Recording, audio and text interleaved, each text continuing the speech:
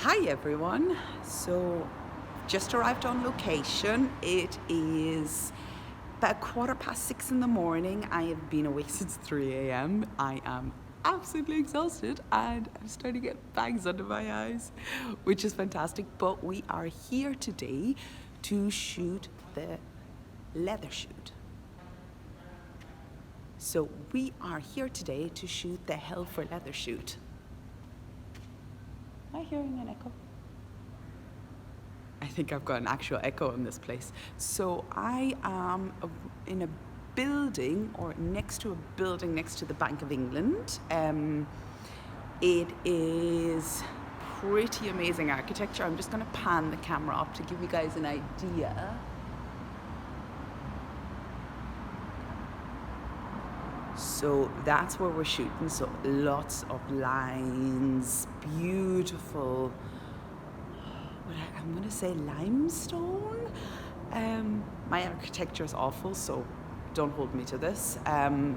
But it's absolutely beautiful and it is going to look fantastic with a very beige, nude toned set of outfits that we're shooting today.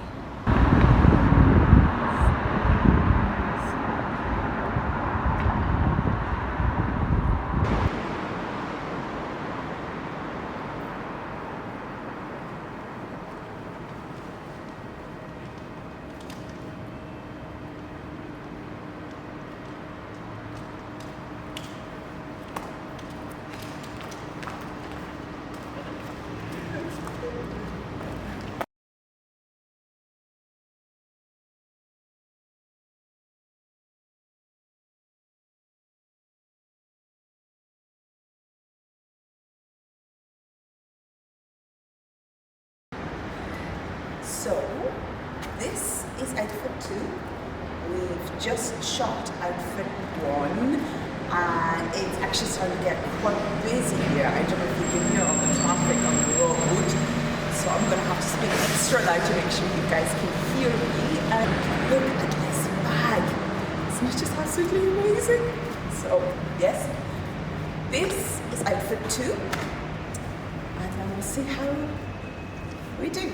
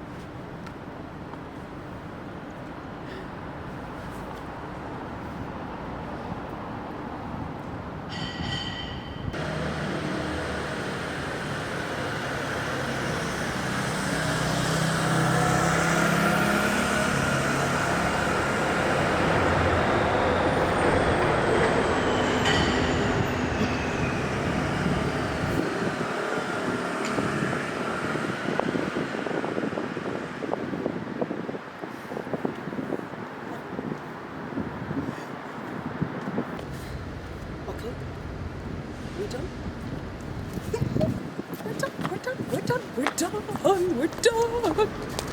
Woo-hoo. Awesome. And we're finally done. Yay! Okay, so that's it.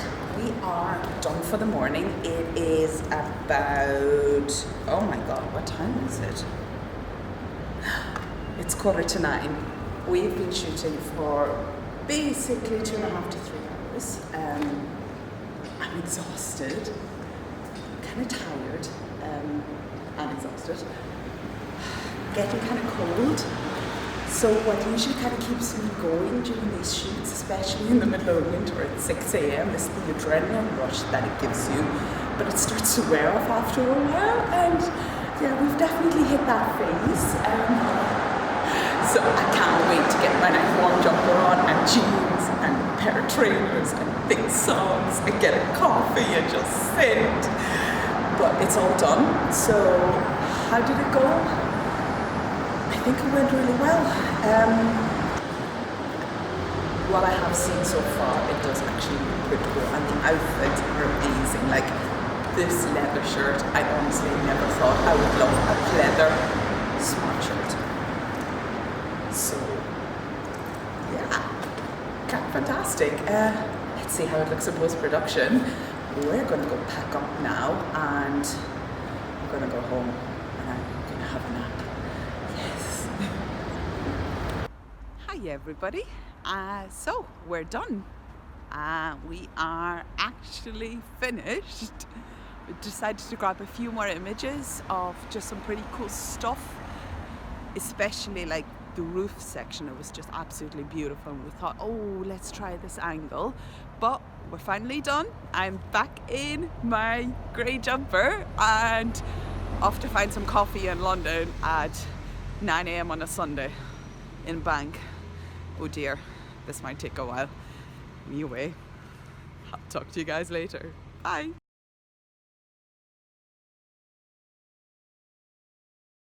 Alright, so you have just seen the behind the scenes of what it takes to produce one of these.